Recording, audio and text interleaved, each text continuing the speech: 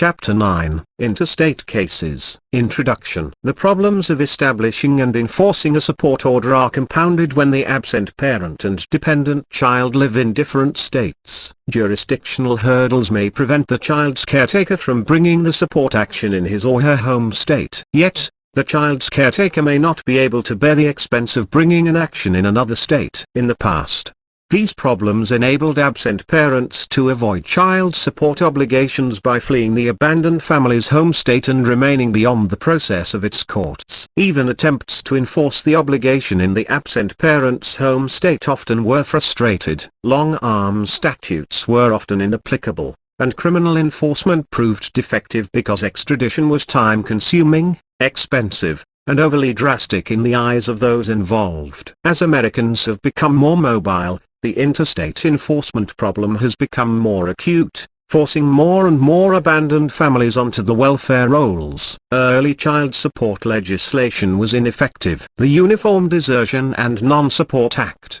drafted in 1910 by the Commissioners on Uniform State Laws and ultimately adopted in 24 states, made it a criminal offense to desert or fail to support a wife or child in need. However, the Act did not provide any civil remedies for non-support, nor did it provide for interstate enforcement when the father fled the state. In response to the need for a simple, inexpensive, and consistent interstate process, the Commissioners began studying the issue in 1944 and adopted the Uniform Reciprocal Enforcement of Support Act, Euraser, at the 1950 American Bar Association, ABA, annual meeting. Eurasia provides a uniform process for using the courts of another state without traveling to that state or becoming subject to the jurisdiction of that state's courts for other purposes. In order to achieve this, the Act establishes a two-state legal proceeding. The Eurasa Proceeding begins with the filing of a petition in a court in the abandoned family's home state,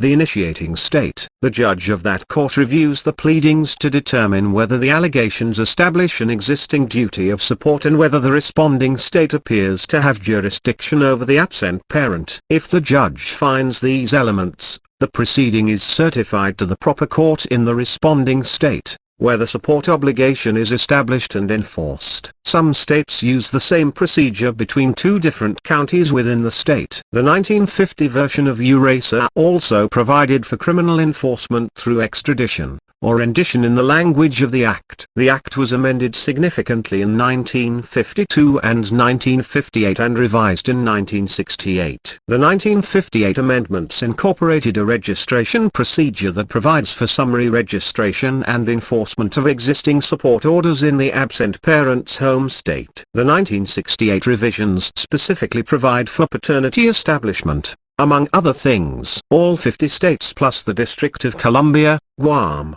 Puerto Rico, the Virgin Islands, and American Samoa have adopted some form of Eurasia or similar legislation. The basic mechanics of the Act are the same in all states, but some states have modified or omitted certain sections in order to comply with existing procedures and enforcement techniques. The amendments to and revisions of the Act have been adopted by some states and not by others. Consequently, the effectiveness of the Act may depend upon the initiating state's knowledge of the responding state's capabilities and procedural necessities. In addition, State 4D agencies have shown little commitment to interstate establishment and enforcement in the past, and state courts, when acting as a responding jurisdiction in a Eurasa proceeding, have been a frequent haven for non-complying absent parents. As a result, the original aims of the Commissioners have remained unfulfilled. Congress reacted to this problem with the Child Support Enforcement Amendments of 1984, PL 98-378, which contain several provisions pertaining to interstate support enforcement, as follows. States must enact and implement procedures for interstate wage withholding. States must enact and implement other proven enforcement techniques and apply them to interstate cases. See Chapter 6. States must enact and implement expedited judicial or administrative processes and use them for interstate establishment and enforcement. Federal incentive payments will accrue to both states involved in an interstate case. Federal funds will be available to support special demonstration projects testing innovative methods of interstate enforcement and collection. Federal tax refund interceptions, a powerful interstate remedy, will be available for AFDC 4D cases beginning with tax refunds payable after December 31, 1985, and before January 1, 1991. These mandatory improvements should make interstate enforcement a more uniform and effective procedure. No longer will orders need to be established in cases where an order already exists, and no longer will obligors have an opportunity to convince a responding court that their obligations should be excused or severely diminished. Despite this optimistic forecast, state and local 4D agencies, the courts, and 4D attorneys must increase their commitment to effective interstate case processing until each link in the chain accepts full responsibility to carry out faithfully the functions delegated to it by statute or cooperative agreement. The interstate problem will plague the 4D program. 4D attorneys can do their part by adopting a constructive, professional attitude regarding the interstate cases on which they work, and by attempting to transfer this attitude to other program personnel. Federal law and professional ethics demand nothing less. To promote uniformity and timely processing of interstate actions, an advisory committee consisting of key organizations in the legal and child support enforcement communities was convened in the winter of 1985 to develop a set of standardized action request forms. This set of forms would accompany essential case information and necessary attachments for states' use in transmitting requests for establishment and enforcement. See Exhibits 9.1 and 9.2.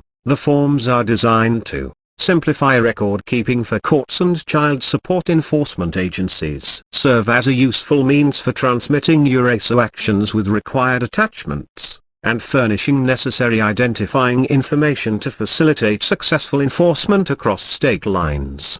Expedite the processing of Eurasia cases. Increase efficiency in securing collections. Enhance communication between the initiating and responding states. Reduce administrative costs. Improve the attitudes of judges, attorneys, and child support enforcement workers. These forms are currently available from the National Center for State Courts, Williamsburg, VA. The remainder of this chapter discusses the major interstate procedures and remedies including interstate wage withholding, proceedings to establish and enforce support obligations under Part 3 of Eurasia, registration under Part 4 of Eurasia and other statutory provisions, comity and full faith and credit, actions in federal court pursuant to 42 U.S.C. 660, requests for enforcement pursuant to 42 U.S.C. 654. And seizure of in-state wages and bank accounts of obligors who reside out of state or out of the country. Interstate wage withholding. One of the most significant provisions of the Child Support Enforcement Amendments of 1984 is the interstate income withholding requirement. This section discusses both the statutory requirements and efforts by program leaders to ensure that the procedure is implemented in a consistent and efficient manner. Federal requirements. As discussed in Chapter 6.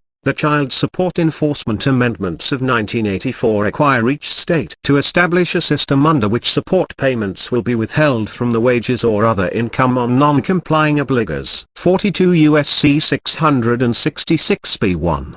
The federal statute further requires each state to extend its wage withholding system to income derived within such state in cases where the applicable support orders were issued in other states, in order to assure child support owed by absent parents in such state or any other state will be collected without regard to the residence of the child for whom the support is payable or of such child's custodial parent. 42 U.S.C. 666. B9. While the statute is very specific regarding the procedures that must be followed in wholly intrastate situations, it provides little guidance as to interstate procedures.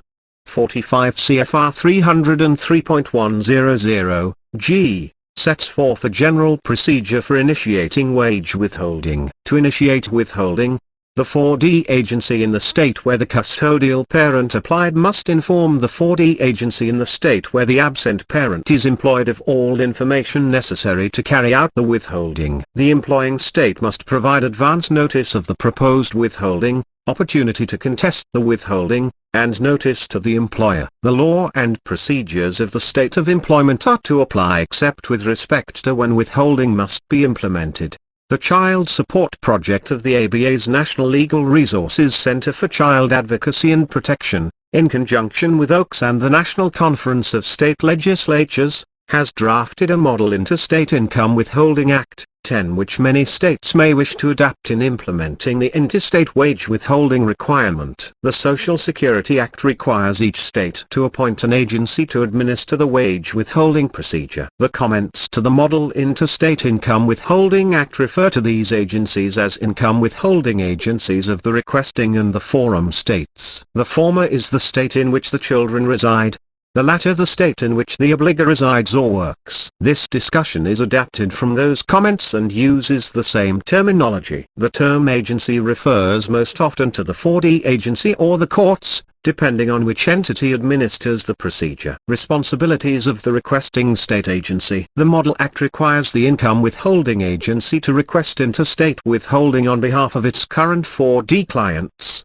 as well as for state residents who apply for this service through the 4D agency. This corresponds to the federal requirement for interstate cases, which requires that income withholding services be made available to 4D agency clients, both AFDC and non-AFDC. Social Security Act Seconds 466, B2, 42 U.S.C. Seconds 666 B2, non-AFDC families specifically may apply to the 4D agency to take advantage of the withholding remedy, although many states allow non-AFDC families to institute this remedy through a private right of action as well. See, for example, cal.sif.co.dan. Seconds 4701b, 1, text.fam.co.dan. Seconds 14.091. In addition, the agency can be asked to initiate income withholding for a non-resident if the underlying support order was issued by that agency's state. Such a request is likely to occur when the obligee has moved out of state and all the relevant documents, including payment records, are still in possession of the enacting state, or when the obligee moved out of state and was receiving payments directly from the obligor without ever using the agency services of a new state. In any event, the obligee also could elect to go to the agency where she or he now resides for purposes of initiating an interstate request for income withholding. The procedure requires the requesting agency to compile and transmit all documentation required by the forum state, along with any subsequent modifications of the support order. If the requesting agency learns that a hearing has been scheduled or held in the forum jurisdiction, it must notify the obligee of the date, time, and place of the hearing and of his or her right to attend the hearing. Entry of order in forum state. Upon receiving the request for income withholding and the accompanying documentation, the forum state's income withholding agency will enter the support order. Entering may be accomplished by filing the document with the appropriate court or agency. Entry of a sister state support order under the Act is the cornerstone of the interstate withholding procedure. Once the order is entered, it is enforceable by the forum state's own income withholding law, with some specific minor modifications to accommodate interstate needs. A support order entered in the agency or court essentially becomes an order of the forum state for the sole and limited purpose of obtaining income withholding. The Model Act makes it clear that the entered order does not confer jurisdiction on the court or agency for any other purpose, such as resolution of disputes over custody or visitation or modification of the original support order, whether prospectively or retroactively. See discussion of modification below. Notice to the obligor. On the day the out-of-state support order is entered under this procedure, notice of the proposed withholding must be sent to the obligor. The forum state will use its regular notice procedures to notify the obligor of its intent to withhold his or her income. Specifying when advance notice should be sent to the obligor is significant. Under the new federal law,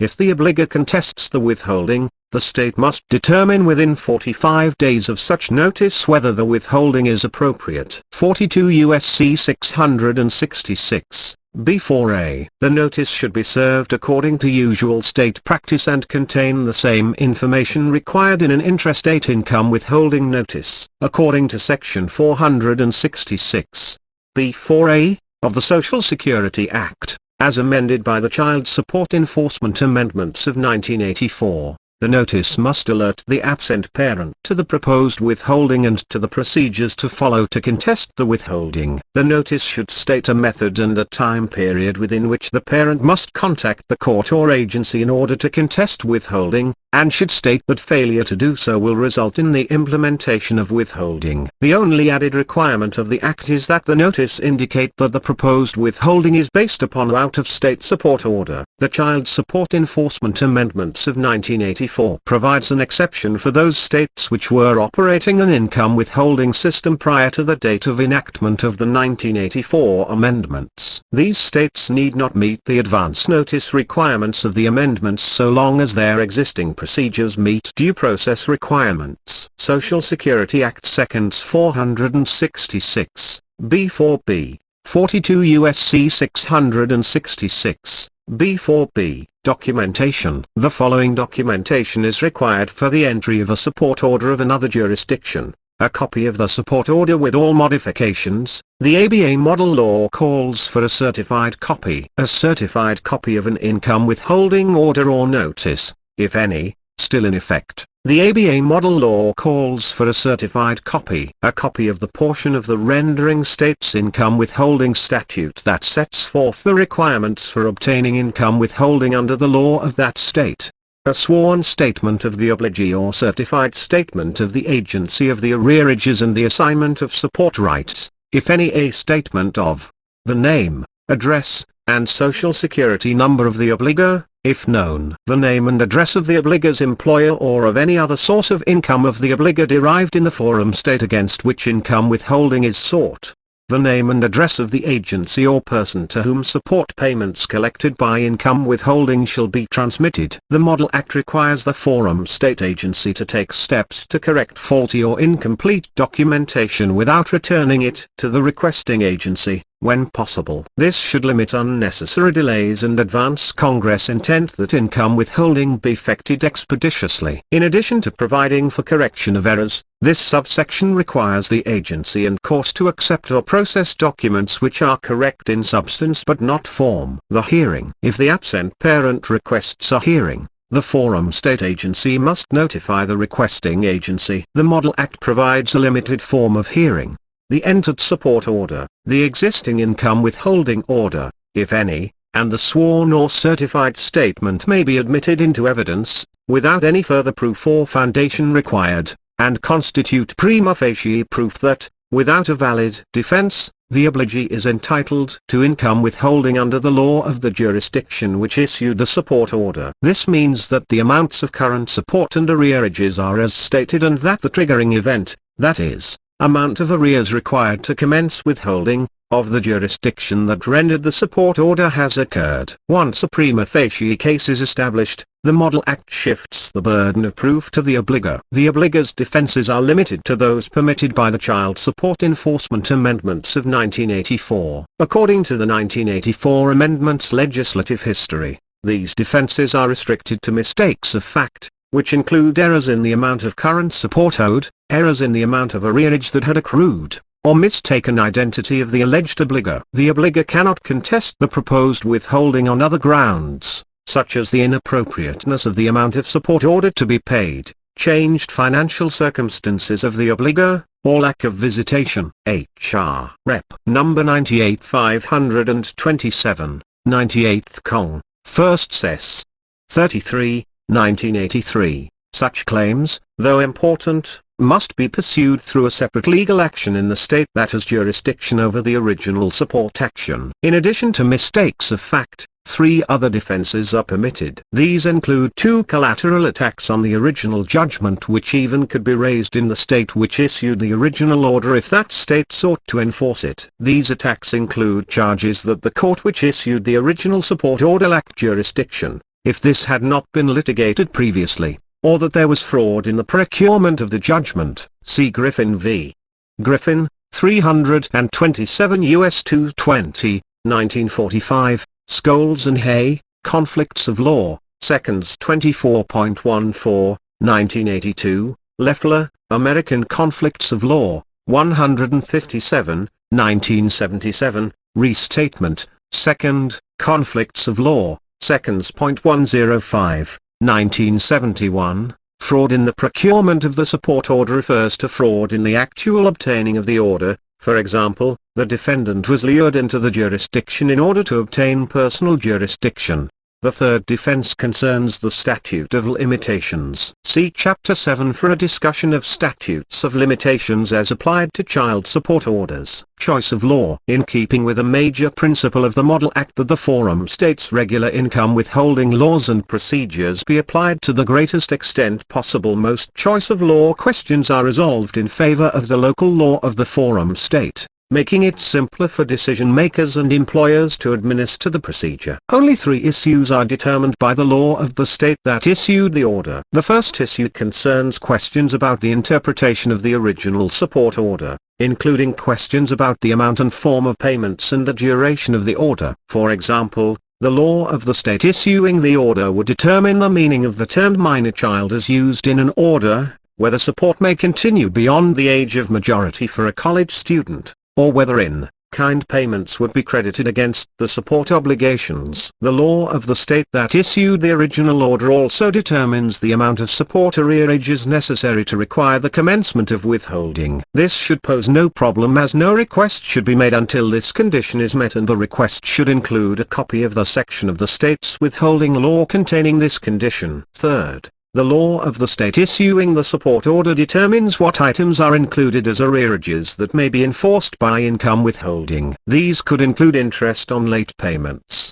attorney's fees, or cost of paternity determination. Another potential conflict of law concerns statute of limitations provisions. Usually, in interstate cases, there will be no real conflict. If a judgment is rendered in the forum state, the statute of limitations for that state obviously will not have told, and enforcement can continue in that state. If the statute of limitations has told in the initiating state, no judgment can be rendered for forwarding to another state, and there is nothing for the forum state to enforce. A judgment rendered in the initiating state that would have been barred by the statute of limitations in the forum state nonetheless must be enforced in the forum state. Restatement. Second, conflicts of law. Seconds 118, 1, 1971. This rule should not be difficult for local judges and hearing officers. Under general conflicts of law principles, a judge may assume that the law of the state whose support order is being considered is the same as the law of the forum state until one of the parties demonstrates otherwise. Obviously,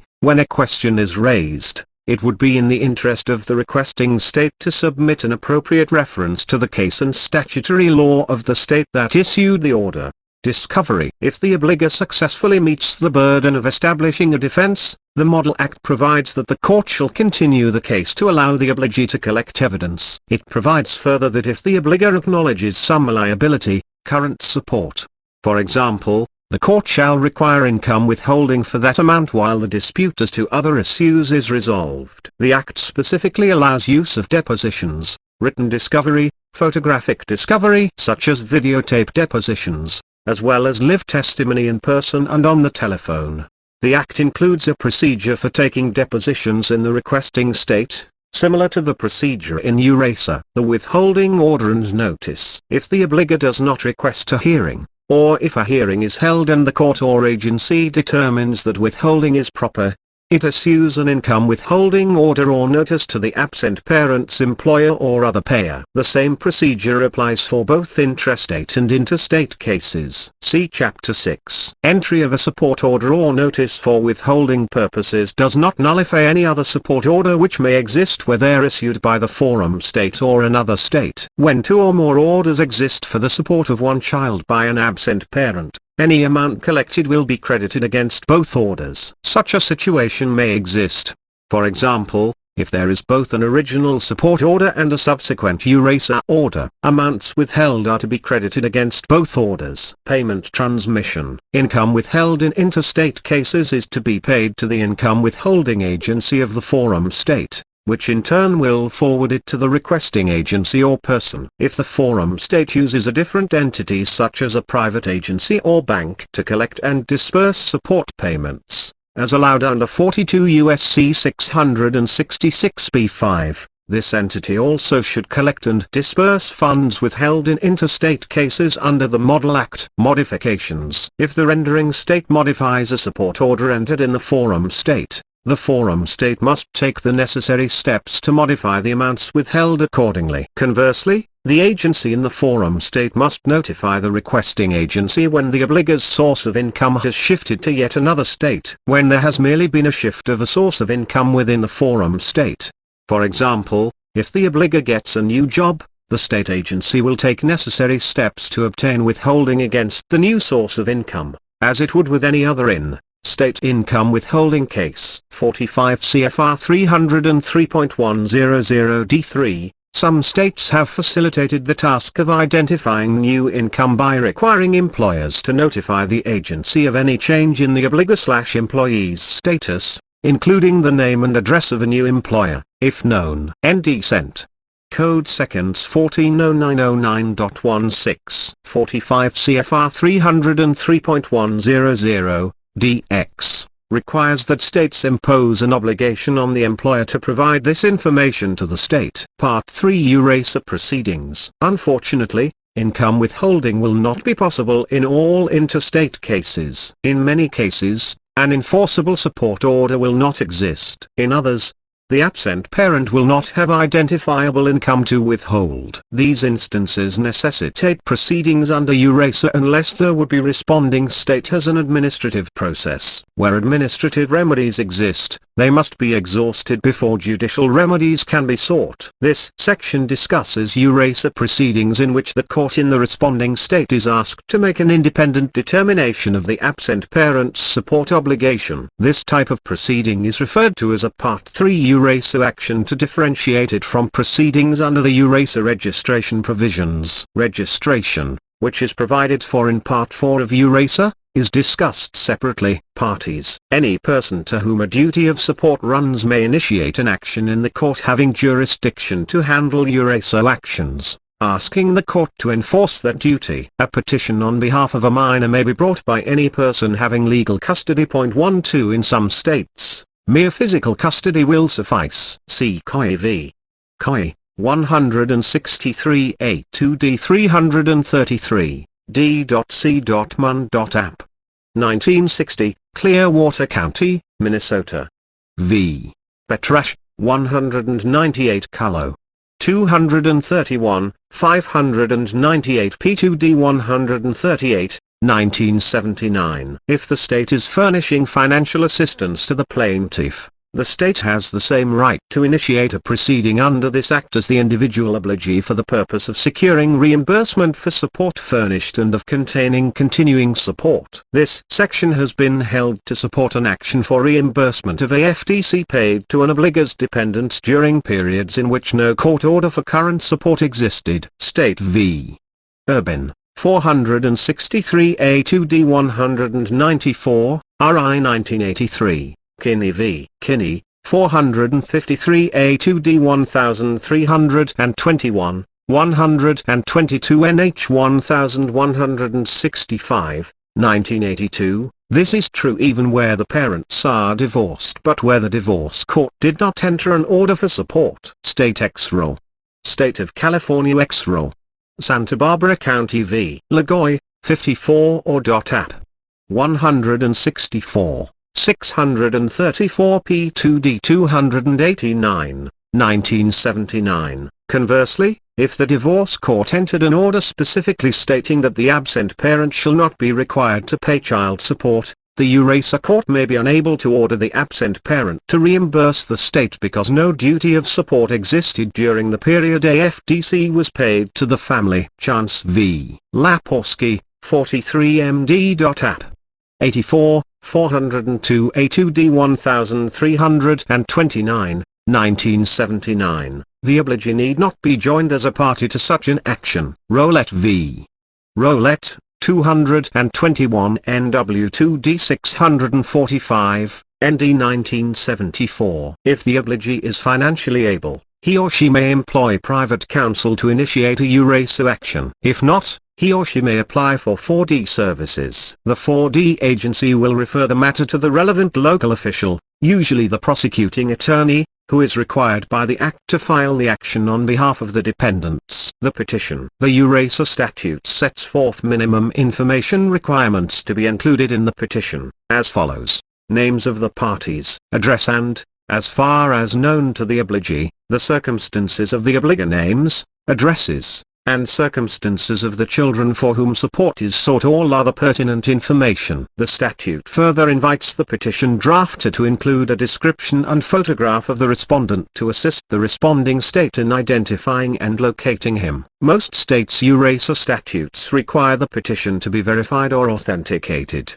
6. See Exhibit 9.5 for a sample Eurasa petition. The petitioner may not be charged a filing fee or any other costs. The initiating or responding state may seek to recover its costs from the absent parent by making a prayer in the responding court. Initiating court's role. The role of the initiating court is limited. The court makes a finding based on the petition and, in some jurisdictions, after an ex parte hearing at which the obligee testifies. The finding consists of two components: 1. That it appears the obligor owes a duty of support to the plaintiffs, and 2. That it appears the court in the responding state has jurisdiction over the obligor or his property. 18. This review is not a complicated process. It resembles a determination of whether a complaint in an ordinary civil case states a claim on which relief may be granted, or a determination of probable cause in a criminal case. Watson v. Dredding, 309 A2D 493, D.C.App. 1973, Kirby v. Kirby, 338 Mass. 263, 155 NE2D 165, 1959, Saunders v. Saunders, 650 SW2D 534, Text.cif. App. 1983. The review as to jurisdiction is similarly brief. The court normally determines only that the obligor is likely to be physically present in the responding state. If the obligor contests the sufficiency of the petition, the law of the responding jurisdiction determines the issue. Thibaud v. Thibaud, 133 Gad.app. 154, 210 SE2D 340, 1974. These two findings are entered of record in the judge's certification. See Exhibit 9.4. The certificate may contain a request that the responding state arrest the obligor, if arrest is permissible under state law and the court is persuaded that he or she might flee in response to being served with a Eurasa process. The certificate often contains an order directing the court clerk to forward the pleadings and certificate to the responding jurisdiction. Initiating courts customarily enter a recommendation as to the amount of support the responding court should order the absent parent to pay. The recommendation does not constitute a support order. In addition, Euraser provides for no such recommendation. Mossberg v. Kaufman, 6 Can. App.2D 428, 629 P2D 745, 1981. Nor does the recommendation bind the responding court's adjudication of the merits of the case, although it may constitute prima facie evidence of the children's present needs and circumstances. Gambino v. Gambino, 396 So2D 434, La.app.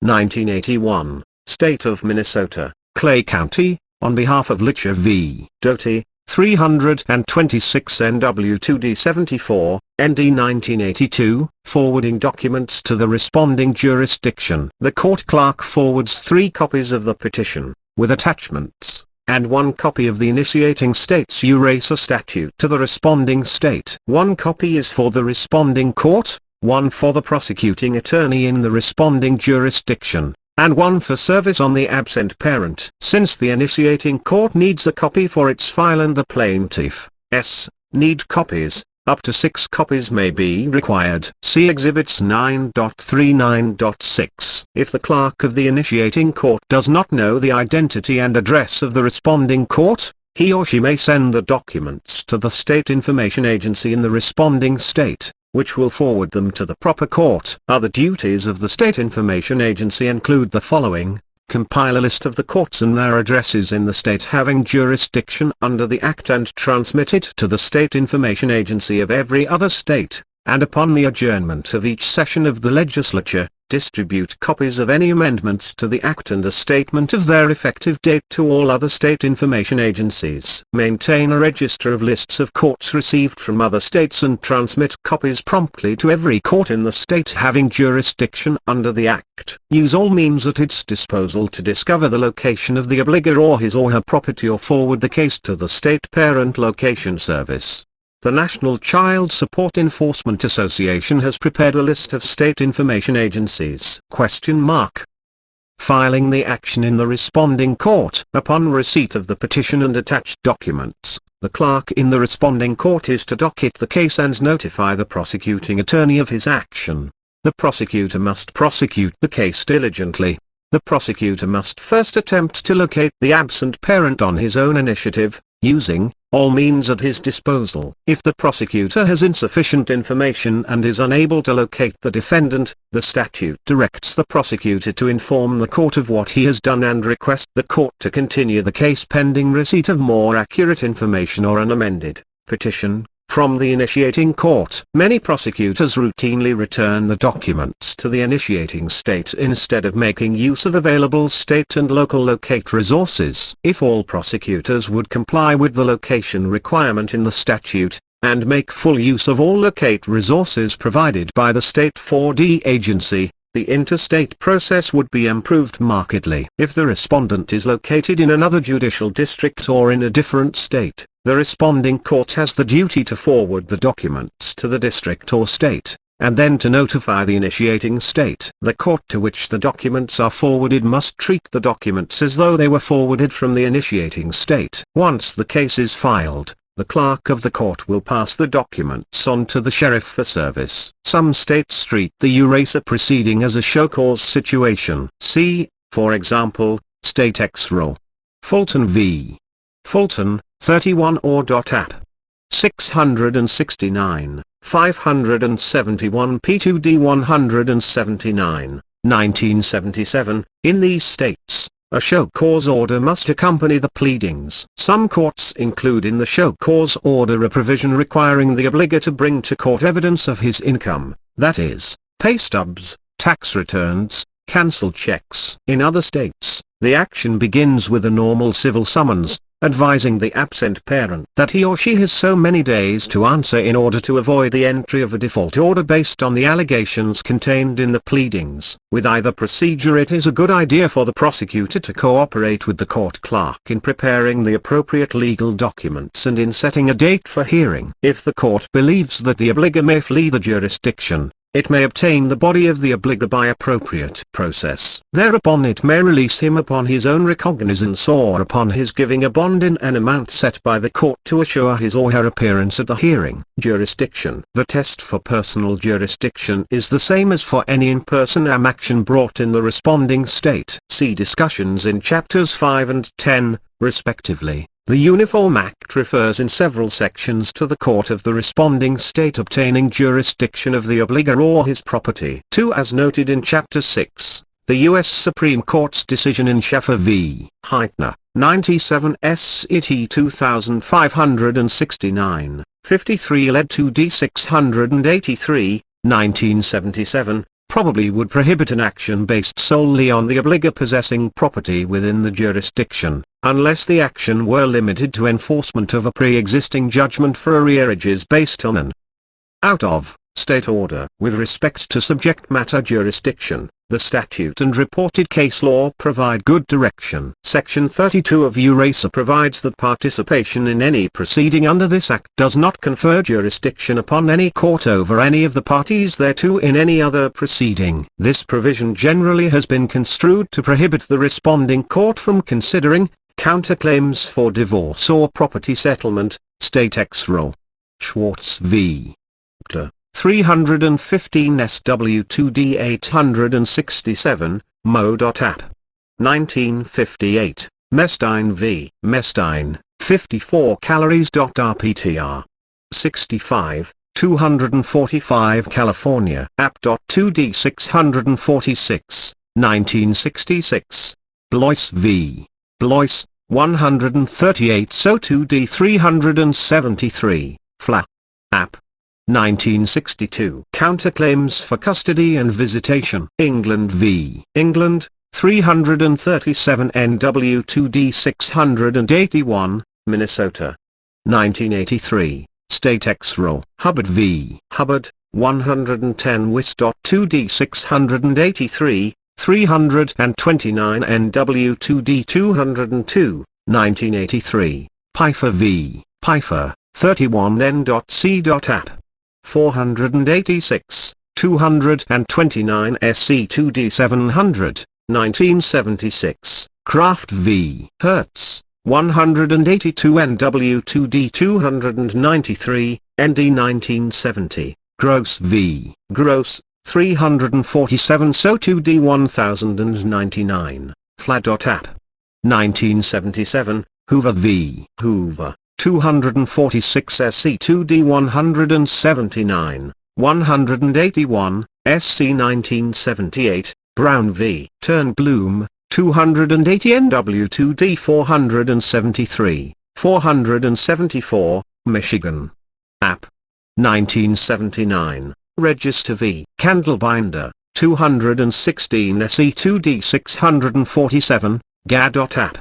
1975. Responsive pleadings. The Uniform Act does not provide specifically for a responsive pleading. Section 20, Hearing and Continuance, appears to assume that the obligor will enter a denial in person at the hearing, and substantiate his or her defense with evidence. At this point, the court is to determine, upon the request of either party, whether the matter should go to hearing immediately or whether a continuance should be granted. This reading of Section 20 would turn the initial hearing into a kind of arraignment, at which the court would decide whether there exists probable cause to hold a hearing on any of the obligor's affirmative defenses.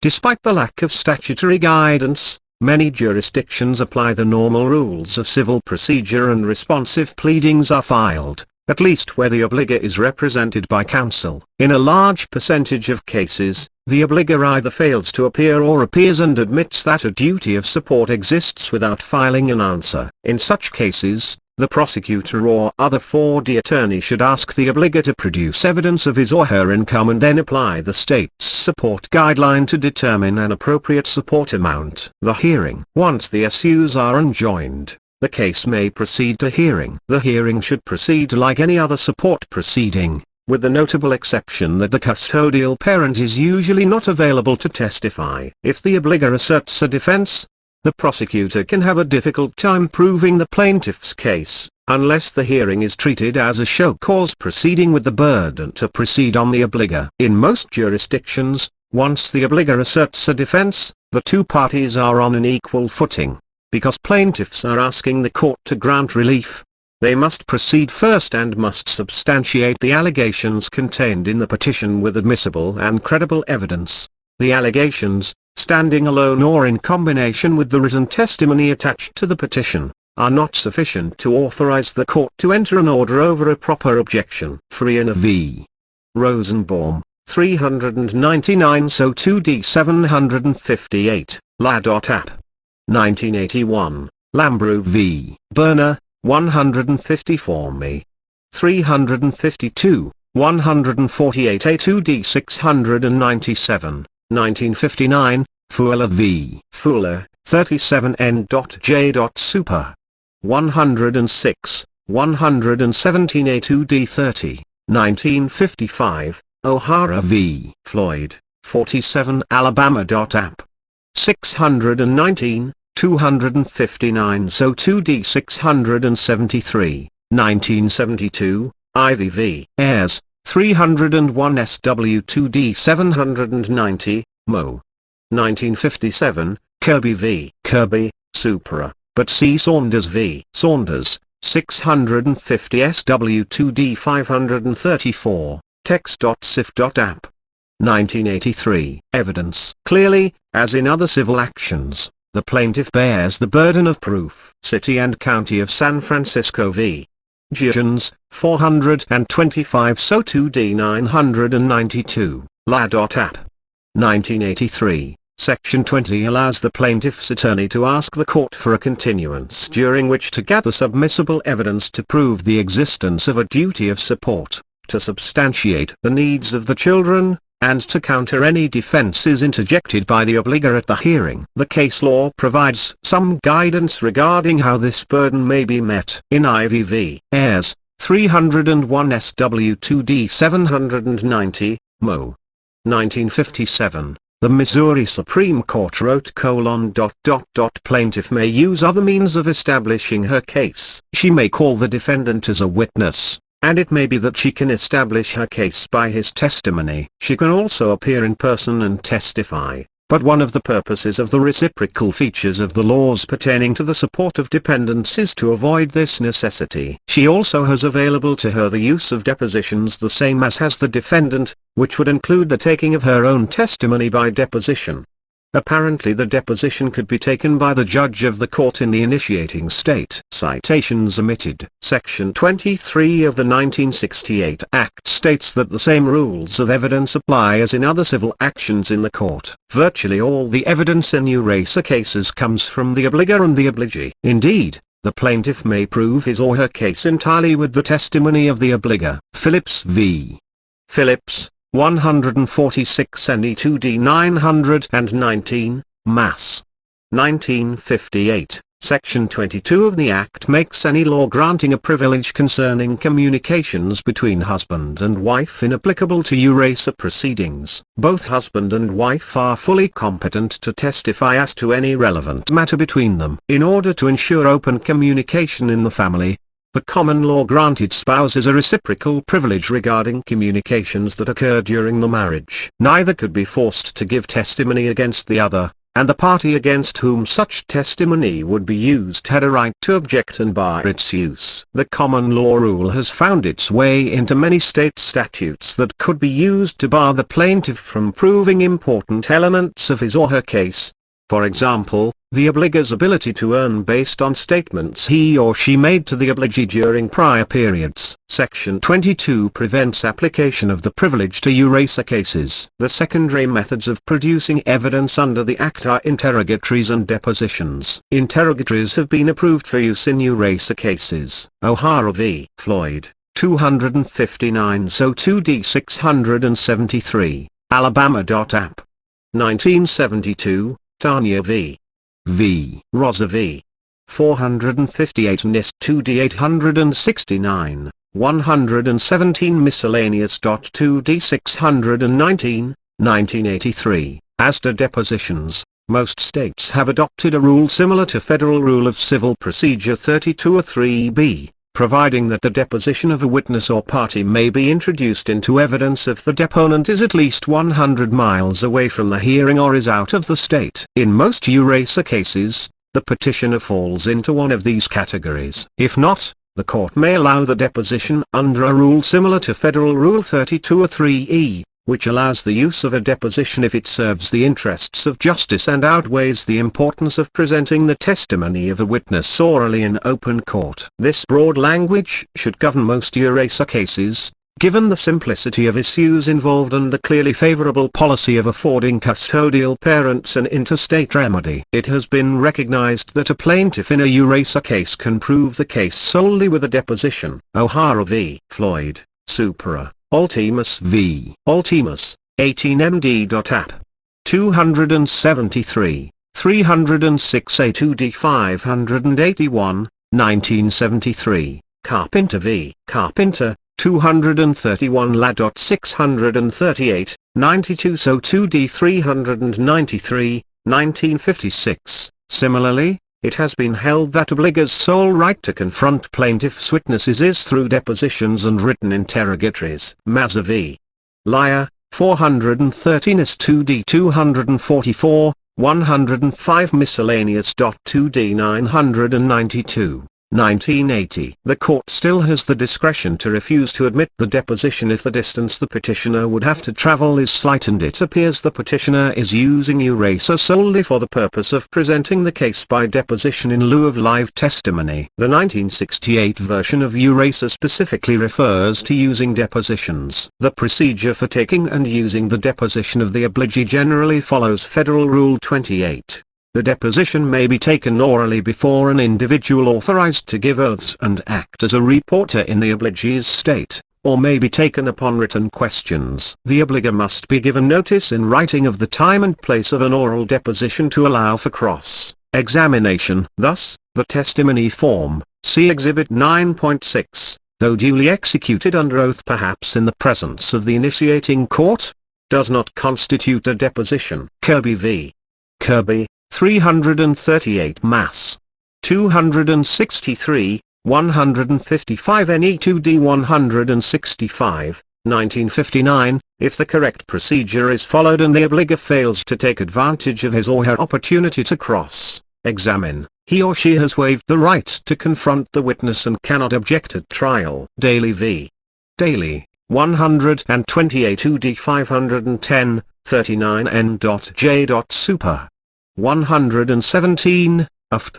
123 A 2D3, 21 NJ 599, 1956. The cross-examination may be conducted by the respondent's attorney, or through the submission of interrogatories. The 1968 Act recommends that the responding court appoint the judge of the initiating court as the official before whom the deposition is to be taken. The prosecutor in the initiating state would be available to conduct the examination and supervise transcription and transmittal of the deposition back to the responding court. Upon receipt of the transcript, the hearing can be rescheduled and resumed in the responding court. The costs of the deposition may be taxed as costs to the obligor. O'Hara v.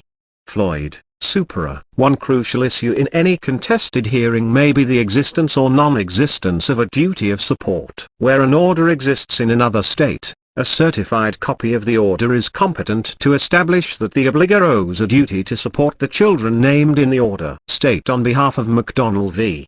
McCutcheon, NW2D 645, Minnesota 1983, Mossberg v. Kaufman, 6 Can. App.2D 428, 629 P2D 745, 1981, in states that have not enacted Section 23 of the 1968 Act, a similar procedure is available under the Federal Authentication Act. 28 U.S.C. 1738. Once the order is placed into evidence, the obligor may contest the existence of the duty of support only by attacking the validity of the order, and his or her defenses are limited to those available to a defendant in an action or proceeding to enforce a foreign money judgment. One court has construed this provision to mean that once the order is received in evidence, the hearing becomes a show cause hearing to determine if there is any valid reason why the order should not be enforced as entered. Bachman v. Bachman, 196 NW2D80, ND 1972. The other major issue at the hearing will be the obligor's ability to pay, as measured by his or her current income, or the income he or she could earn based on prior periods. This information can be obtained from the obligor through live testimony at the hearing, or in advance through discovery devices such as interrogatories and motions to produce documents. Subpoenas can be served on employers, banks, and acquaintances of the obligor. Clearly, the latter is the preferable method where time allows. Paternity. The 1950 version of Euraser, including the 1952 and 1958 amendments, did not specifically refer to paternity. As a result, a defense of non-paternity caused the courts considerable difficulty. Although there is a small minority position, for example, Aguilar v. Holcomb, 155 Callow. 530, 395 P2D 998, 1964, and Smith v. Smith, 11 Ohio Miscellaneous. 25, 224 NE2D 925, 1965. A majority of appellate courts have held that a court sitting in a Eurasa case has jurisdiction to determine paternity. Perhaps the best discussion of this issue is to be found in the Supreme Court of Oregon's opinion in Clarkston v. Bridge, 539 P2D 1094, or Bank 1975. In Clarkston, a resident of Washington filed a petition under Eurasia alleging that a daughter had been born out of wedlock and that an Oregon resident was the father. The petition was forwarded to Oregon, and the alleged father denied paternity and challenged the court's jurisdiction to determine the issue. On appeal, the Oregon Supreme Court relied on Sections 2(b) and 2(f) of the Act, which provide as follows. If the court of the responding state finds a duty of support, it may order the defendant to furnish support or reimbursement therefor and subject the property of the defendant to such order. Emphasis added. Duty of support includes any duty of support imposed or imposable by law, or by any court order, decree, or judgment, whether interlocutory or final, whether incidental to a proceeding for divorce, legal separation, separate maintenance, or otherwise. Emphasis added. The court held that the above sections authorize both the finding and the enforcement of duties of support which have not been previously established in another proceeding. Clarkston, Supra, p. 1096. The court noted that a trial court sitting in a Eurasa proceeding necessarily first must decide whether the respondent is the child's father in determining whether such person owes a duty of support to a child born out of wedlock. Since the Oregon Eurasa authorizes the courts to find, as well as enforce, a duty of support, the court held the authority to establish paternity as clearly implied. See also 81 Al 3D 1175. 1181, 1975, Moody v. Christiansen, 306 NW2D 775, Lower 1981, Sardnes v. Sardnes, 106 RI 469, 261 A2D 22, 1970, State of Iowa Ex Rel. Norman v. Troutman, 623 SW2D 269, Mo.App. 1981, Brown v. Thomas, 221 Tennessee. 319, 426 SW2D 496, 1968, Yetta v. Com, 84 Wash.2D 155, 524 P2D 901, 1974, M. V. W. 352 Mass. 704, 227 NE2D 469, 1967, Henry Miller, 114 NIS 2D 304, 1952. In states that have adopted the 1968 revisions to the Act, it is clear that the court has jurisdiction to determine paternity. But it is also clear that the court has great discretion to refuse to exercise that jurisdiction.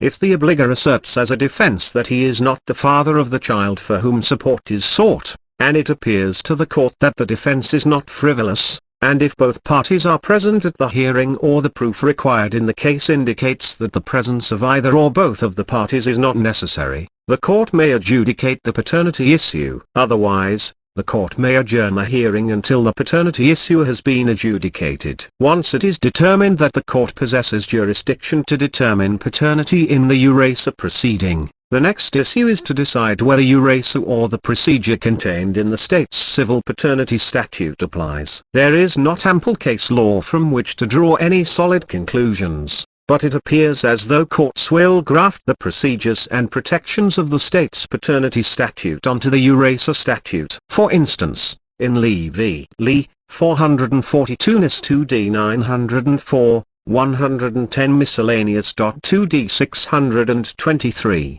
1981, a New York court held that blood tests could be ordered despite the lack of specific authority in the Act. Several courts have held that the alleged father is entitled to a jury trial on the issue of paternity, despite the lack of any such provision in the state's Eurasa statute. Metz v. State Department of Public Welfare, 430 SO2D 401, Miss.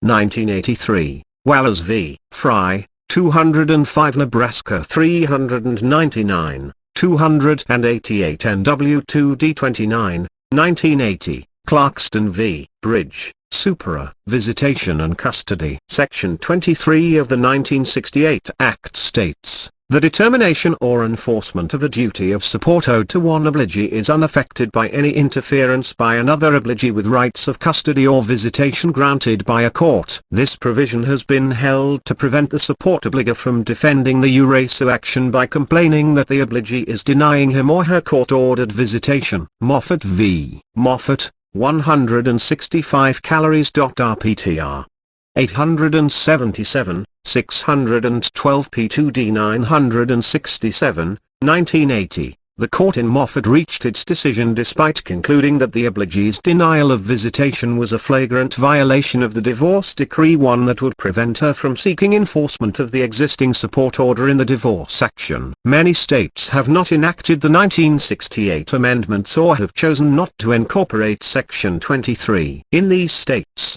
a public policy analysis must decide the issue.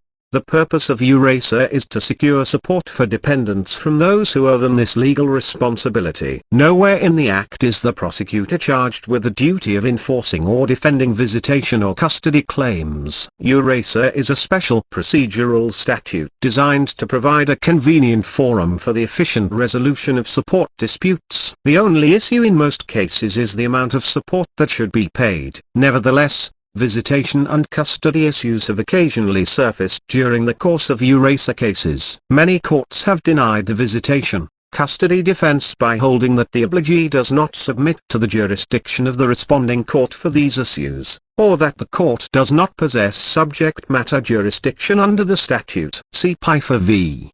Pfeiffer, Graft v. Hertz, Gross v. Gross, Hoover v. Hoover, Brown v. Turnblum, all supra. Other courts have refused to allow the defense by applying their own state law separating support from visitation, custody. V. Mexel, 201 Pascals. Super. 457, 193 A2D 680, 1963, Carr v. Marshman, 195 California PTR. 603, 147 calories. App. 3D 1117, 1983, State Ex Rel. Hubbard v. Hubbard, 110 Wis. 2D 683, 329 NW 2D 202, 1983. On the other hand, State of New Jersey v.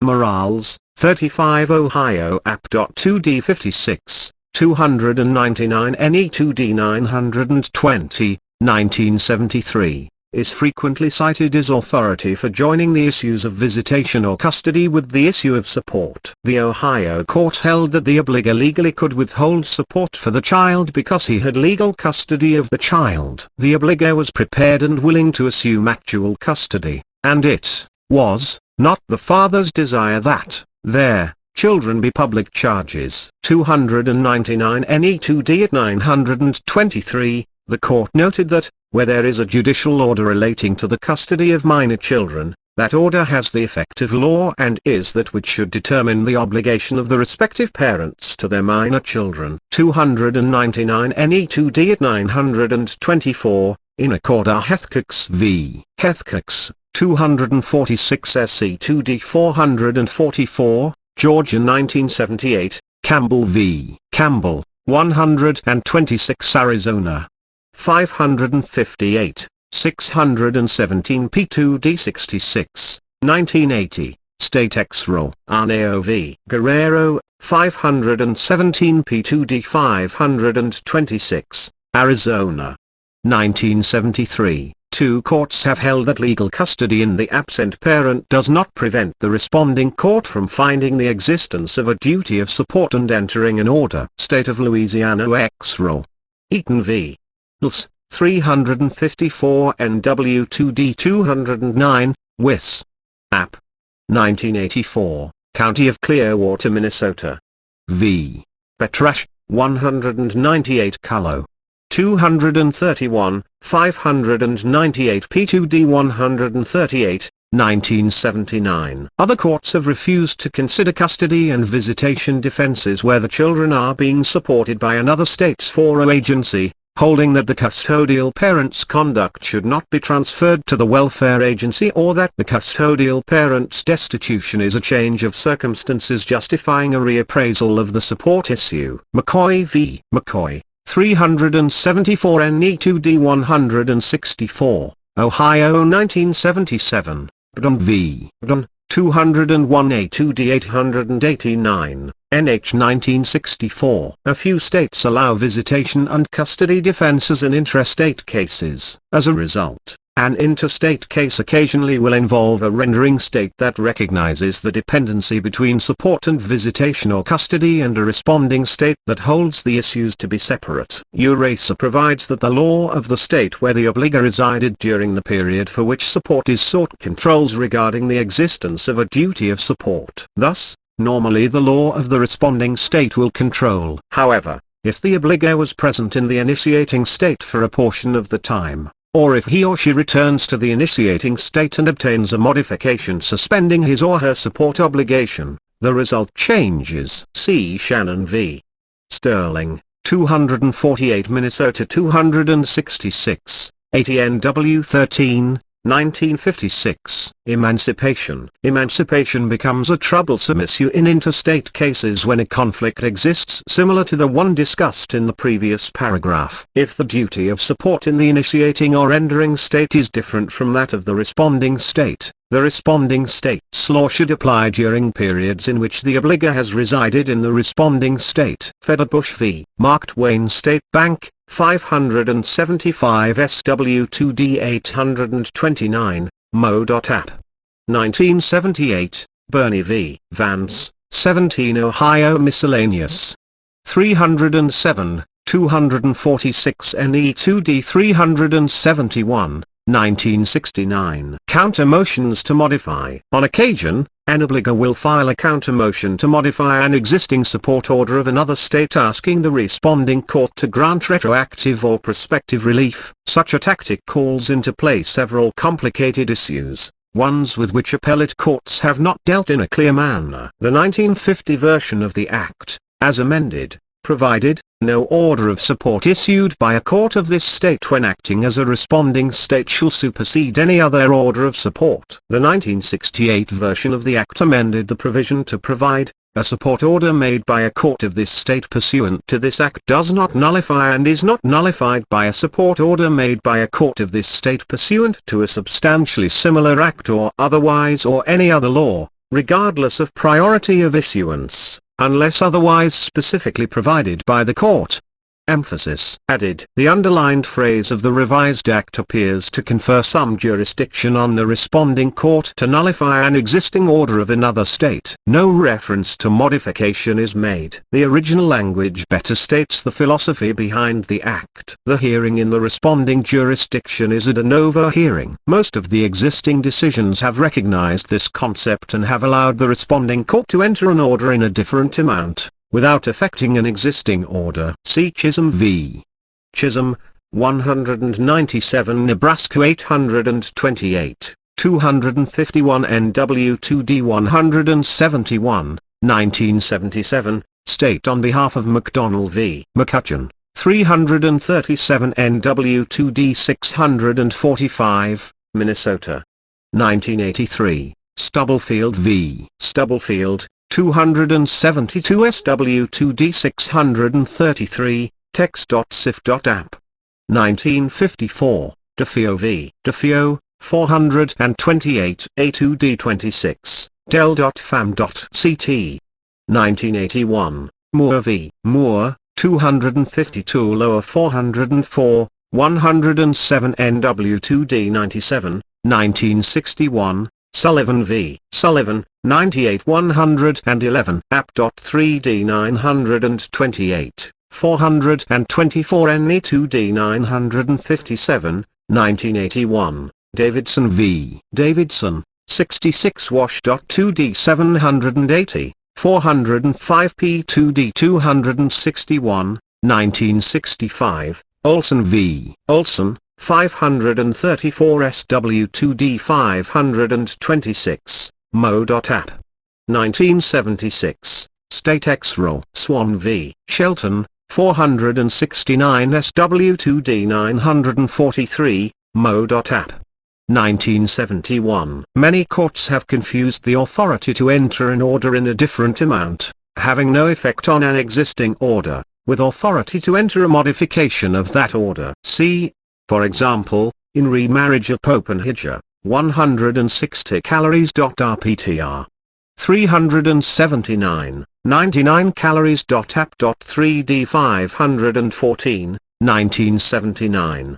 Bird v. Bride, 36 Connecticut. Sup. 601, 421 A2D 878, 1980, Campbell v. Gen. 563 P2D 574, Montana 1977. This construction destroys the efficacy of the Part 3 Eurasa procedure, which was designed to provide the support obligee an additional enforcement mechanism that does not require the children's rights in an existing decree to be risked in an ex parte proceeding without an opportunity to submit live testimony. Such a proceeding always has been available through statutory registration procedures and common law actions for debt based on an out-of-state judgment or order. More importantly, the level of representation a prosecutor can provide an out-of-state custodial parent regarding issues not addressed in the petition and testimony form is generally inadequate. Due to heavy caseloads and lack of access to witnesses, the prosecutor should not be put in the position of defending these existing rights. Jurisdiction in another court in the responding state. Often the state in which the obligor now resides is the state where the duty of support arose. Another court in the state, or perhaps in the same judicial circuit, may have already exerted jurisdiction over the parties with respect to the same issues. In such a situation, the obligor may respond to the incoming Euraser by filing a motion to dismiss, arguing that the original court retains exclusive continuing jurisdiction over the support issue. This argument generally has failed by virtue of Euraser's status as an additional or cumulative remedy. Euraser, 9 AULA seconds. 3. Olson v. Olson, 534 SW2D 526, Mo.App. 1976, People Ex Rel. Argo v. Henderson, 97-3 App.3D 425, 422 NE2D 1005, 1981. This is true even if the responding court is the same court that entered the prior order. In that situation, the obligee has a choice. He or she can attempt to enforce or modify the existing order, or he or she can seek the entry of a new, independent order through Euraser. Ray v. Pentlicki, 375 So 2D 875, Fla.App. 1979, Paul v. Paul, 439 SW2D 746, Mo. 1969. Constitutional defenses. Several arguments have produced appellate decisions regarding the constitutionality of the Eurasa procedure. The following arguments have been made and rejected: that Euraser constitutes an unlawful agreement or compact between states without the consent of Congress. V. Ayres, 301 SW2D 790, Mo. 1957, Fraser v. Fraser, 415 A2D 1304, RI 1980. That the proceeding in the responding jurisdiction deprives the obligor the right of confronting his or her adverse witnesses as guaranteed by the Sixth Amendment to the U.S. Constitution. Gambino v. Gambino, 396 Sold 434, La.App. 1981. Saunders v. Saunders, 650 SW2D 534, Text.Sif. App. 1983. Robinson v. Robinson, 8 Ohio App.2D 235, 221 NE2D 598, 1966, Com. Ex Rel. Schaffer v. Schaffer, 175 Pascals. Super. 100, 103 A2D 430, 42 Alt2D 761. That the independent determination of the support obligation in the responding jurisdiction in a straight Eurasa proceeding violates the full faith and credit requirement. Taylor v. Taylor, 175 calories. RPTR. 716, 122 calories. App.3D 209, 1981. That the lack of notice given to the obligor regarding the time and place of the hearing in the initiating state violates his or her right to due process. V. Ayres, Supera. That by allowing a non-resident to maintain an action without subjecting him or herself to the jurisdiction of the responding court for other purposes, Eurasia violates the obliger's right under the 14th Amendment to equal protection of the laws and abridges his or her right to enjoy the same privileges or immunities as other citizens. Harmon v. Harmon, 160 calories. App. 2D 47, 324 P2D 901. 1958. That the provisions of the Act defining duty of support are void due to vagueness. Harmon v. Harmon, supra. That by allowing an obligee to bring suit for child support despite the existence of a divorce decree that does not provide for support, Euraser is an ex post facto law and impairs the obligation of contracts in violation of Article 1, Section 10 of the U.S. Constitution. Smith v. Smith. 131 calories. App. 2D 764, 231 P2D 274, 1955. The support order. If the prosecutor submits competent evidence pertaining to each allegation contained in the petition and counters all defenses posited by the obligor, the court enters a support order at the end of the hearing. In most states, the order may include a determination of arrearages due and owing on an existing order, assuming the determination was prayed for, in addition to the new, independent order for current support. In interest of Solomon, 546 SW 2D 129, text.sif.app. 1977, Mancini v. Mancini, 136 VT. 231, 338 A2D 414, 1978, People ex rel. Etgen v. Etgen. 92-3. App.3D 699, 416 NE2D 278, 1981, Smith v. Smith, 3 Haw.app. 170, 647 P2D 722, 1982, this is true even if the arrears do not possess the status of a judgment in the rendering state. Bailey v.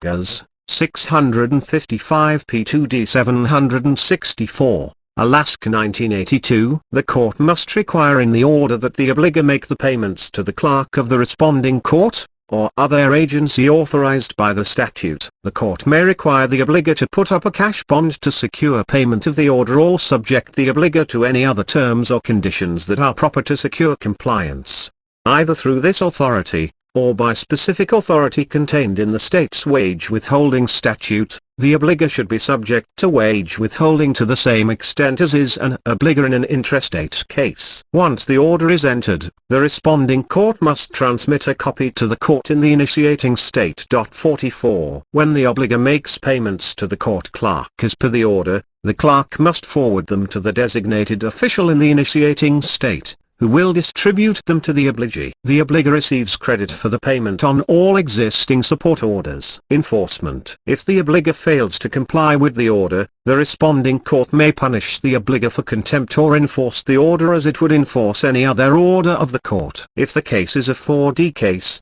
it should be treated similarly to other 4D cases. The responding 4D agency should monitor the obligor's compliance and take enforcement action on its own volition. It should not be the sole responsibility of the initiating jurisdiction to monitor compliance, nor should the initiating jurisdiction be required to take formal action in order to seek enforcement. Criminal rendition. Euraser also provides for the interstate criminal enforcement of support orders by facilitating the extradition of absent parents who have been charged with the crime of non-support in the requesting state. Euraser calls for the governor in the state where the absent parent is located to surrender the absent parent to the governor of the state where the absent parent has been charged. The rendition is accomplished by the state's usual extradition process, except that demand need not show that the absent parent has fled from justice. That the absent parent was in the demanding state at the time of the offense. Akins v. Turner, 241 Georgia 401,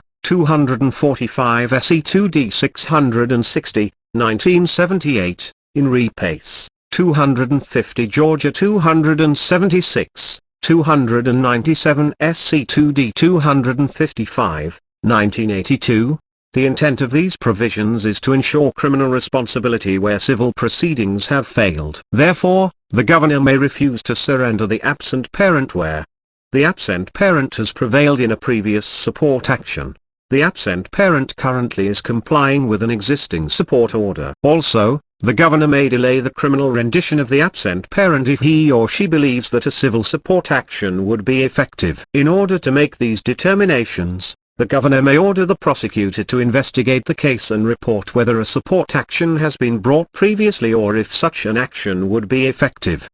Despite these limitations, it has been held that an extradition need not be refused if the obligee has alternative civil remedies. The criminal rendition procedure is an alternative choice the initiating jurisdiction is free to make. Welch v. Strout, 180 NW2D 895, Lower 1971, Conrad v. McLean, 166 Cullo. 568, 445 P2D 222, 1968. Likewise, it is no defense that the initiating jurisdiction previously sent a Part 3 Eurasa petition to the responding state and that a court in the responding state obtained jurisdiction over the obligor in a civil proceeding. Ex parte Brito, 172 text.cr.r. 409. 358 SW2D 122, 1962. Registration, full faith and credit. Under the common law, foreign judgments could only be enforced by new action in the second jurisdiction, where the original judgment was recognized as mere evidence of the debt. The U.S. Constitution has attempted to change the common law rule by providing that full faith and credit shall be given in each state to the public acts, records, and judicial proceedings of every other state. The U.S. Supreme Court has held that only final orders are entitled to full faith and credit, and if the judgment is subject to modification in the state of rendition, it is not a final judgment. Furthermore, the forum state may modify an order still subject to modification in the state that rendered it. As the Supreme Court stated in Harvey v. Harvey, it is clear that the state of the forum has as much leeway to disregard the judgment, to qualify it, or to depart from it as does the state where it was rendered.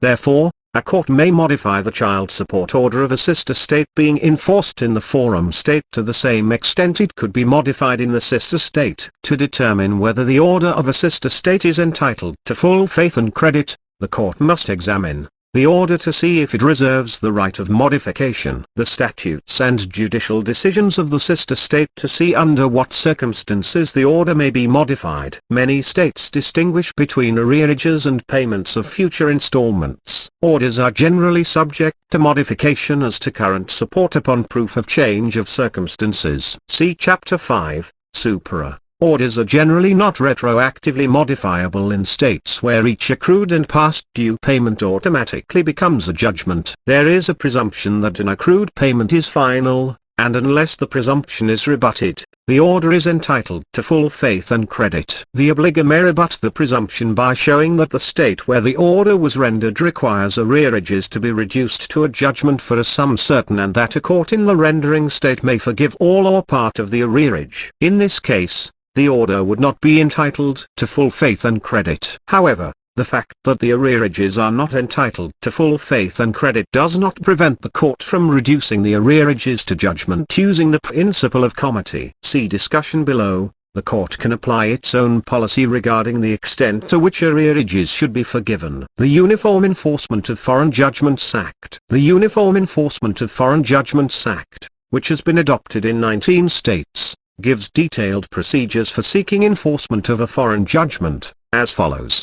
The judgment creditor files an authenticated copy of the foreign judgment with the clerk of the court in the forum state. The clerk of the court sends notice of the filing to the judgment debtor. The judgment may be enforced as any other judgment of the forum state after a certain period of time has elapsed. The judgment debtor may receive a stay of execution of the foreign judgment if he or she can show that an appeal has been taken in the rendering state. With this procedure or some other procedure adopted by a particular state, valid judgments, including those for child support, 51 are entitled to full faith and credit unless, The judgment was rendered without jurisdiction. The judgment was rendered by a court lacking competence to render it. The judgment was not final under the law of the rendering state. The amount of the judgment has not been finally determined under the law of the rendering state. The judgment has been vacated in the state of rendition. The judgment is subject to modification in the state of rendition. Again, the Constitution does not forbid the enforcement of such a judgment, and a court is free to recognize or enforce a judgment that remains subject to modification. Registration of foreign child support orders under Eurasia. Even though a support order is not entitled to full faith and credit, it still may be registered and enforced under Part 4 of Eurasia. 59 Sections 35-41 of Eurasia, which were added to the Act with the 1958 amendments, provide the following procedure for the registration of foreign support orders. The person wishing to register the order must send to the clerk of the court 3 copies of the order to be registered, a copy of the Eurasia law of the state that rendered the order, a statement, or petition, in some states, verified and signed by the person, indicating the last known address of the absent parent, the amount unpaid, the description and location of the absent parent's property subject to execution, and a list of states in which the order is registered. See Exhibits 9.7 and 9.8. The clerk must then docket the case and notify the absent parent. See Exhibit 9.9.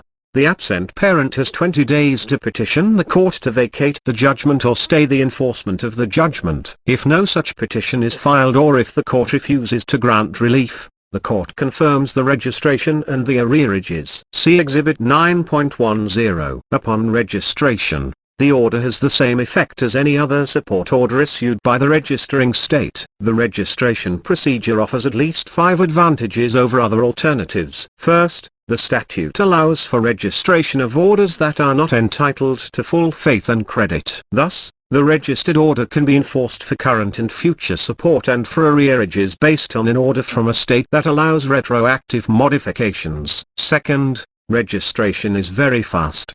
The order is registered and enforcement proceedings may begin upon filing in the obligor's state.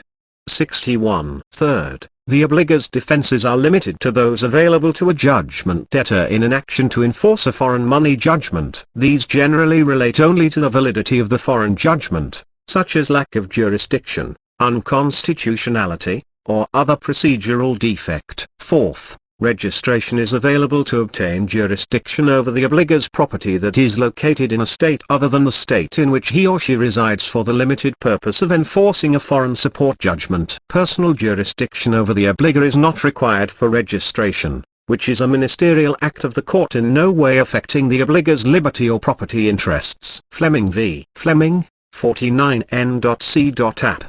345, 271 SC2D 584, 1980, Pinner v. Pinner, 33 N.C.App. 204, 234 SC2D 633, 1977, when the obligee attempts to enforce the order, the court must determine whether jurisdiction exists over the obligor or his property and the amount of the arrearage. If the order was rendered in an automatic judgment state, and if authenticated court records from that state are available to substantiate the amount of the arrears, there should be no due process problems in seizing the obligor's property without jurisdiction over his person. See Higgins v. Dienhard, 645 P2D 32, Arizona.app. 1982, Legaway v. Legaway, 681 P2D 309, 312, Alaska. 1984. Fifth, the obligor does not automatically obtain a redetermination of his support obligation, as is the case with straight Eurasa proceedings. Balanced against these significant advantages are 2 significant disadvantages. First, the procedure is rarely used, and court personnel are often unaware of the procedure to register an out-of-state order properly. This problem can often be minimized by drafting a cover letter, politely and carefully explaining the procedure. with references to the statutes of the involved state. The second problem is more significant and has led many attorneys in the child support enforcement program to forsake the use of the Eurasa registration procedure. By registering an out-of-state order, the obligee may become subject to the jurisdiction of the registering court for purposes of modification. Furthermore, a modification to the registered order also may effect a modification in the rendering state. See Allig v. Allig, 255 SE 2D 494, VA. 1979, Monson v. Monson, 85 WIS. 2D 794, 271 NW 2D 137, 1978. One Texas case has held the contrary, noting the Eurasa registration procedure would fail in its purpose if such a construction of the statute were allowed. O'Halloran v. O'Halloran, 580 SW 2D 870, text.sif.app. 1979. Requests for enforcement of an existing order. Sometimes an order already will exist in the jurisdiction where the absent parent resides. 42 U.S.C. 654-9, c. requires each state to cooperate with any other state: in securing compliance by an absent parent residing in such state, whether or not permanently, with an order issued by a court of competent jurisdiction against such parent for the support and maintenance of the child or children or the parent of such child or children. With respect to whom aid is being provided under the plan of such other state. Clearly, the state where the absent parent resides already has an obligation under the federal statute to enforce an existing order. Some 4D attorneys prefer to enforce the existing order instead of wasting both courts' time establishing a superfluous order through a Eurasa proceeding. Other 4D attorneys argue that a Eurasa proceeding is necessary in this situation for one of two reasons. 1. They do not possess standing or statutory authority to represent an out-of-state custodial parent in a non-Eurasa proceeding, or 2, they fear the non-Eurasa proceeding because they believe they are more in need of a live witness in such a proceeding than in a Eurasa case. The first argument should not be true. The federal statute clearly requires the state to enforce existing orders. This should confer standing in state court. It would be a bizarre state of affairs if a 4D attorney were authorized to enforce an out-of-state order, but was powerless to enforce one issued by the local court. Eurasa is merely a procedural statute. The 4D attorney should derive his or her authority through the statute or cooperative agreement that defines his or her relationship to the 4D agency, not through Eurasa. The 4D attorney, as legal representative of the 4D agency, should have authority to bring any action the 4D agency has standing to bring. The second argument should not be true either, but for practical reasons often is. Except in states where the Eurasa proceeding is treated as a show cause hearing, there is nothing different about a Eurasa case as far as problems of proof are concerned. As noted above, the petition and testimony forms are not admissible as evidence. If the obligor contests his or her liability, the 4D attorney has the same evidentiary problems he or she would face in enforcing an existing order. In practice, this distinction between Eurasa and non-Eurasa cases often is not maintained, so there may be some actual strategic advantage to using the Eurasa procedure. The greater concern among 4D attorneys is that a counter-motion to modify is more likely in a non-Eurasa enforcement proceeding because the jurisdiction of the court is limited by the Eurasa statute. Although this should not be true, it often is. The court's jurisdiction over the cause of action that produced the original order most likely continues into the future, so the obligor's attorney would have little difficulty avoiding the limited jurisdiction of the Eurasa proceeding by simply filing the motion of modification in the other cause. Nevertheless, many jurisdictions firmly hold that Eurasa is the only way to go in this situation. Other jurisdictions prefer a well-documented request for enforcement of the existing order over a superfluous Eurasa proceeding. The latter procedure should predominate after implementation of the Interstate Wage Withholding procedure mandated by the Child Support Enforcement Amendments of 1984. The 4D attorney who decides to avoid filing superfluous Eurasa proceedings should contact the would-be responding jurisdiction to determine its preference prior to filing the Eurasa action. Petition in federal court. pursuant to 42 U.S.C. 660, the U.S. District Courts of the United States have jurisdiction without regard to the amount in controversy to hear and determine any civil actions certified by the DHHS Secretary. Certifications must be requested by a state 4D agency and must include evidence of the following: the state in which the absent parent resides has not undertaken to enforce an existing order against the absent parent within 60 days of receipt of the request by the originating state under uniform reciprocal enforcement of support procedures or other legal processes required by 45 CFR 303.7, a 3.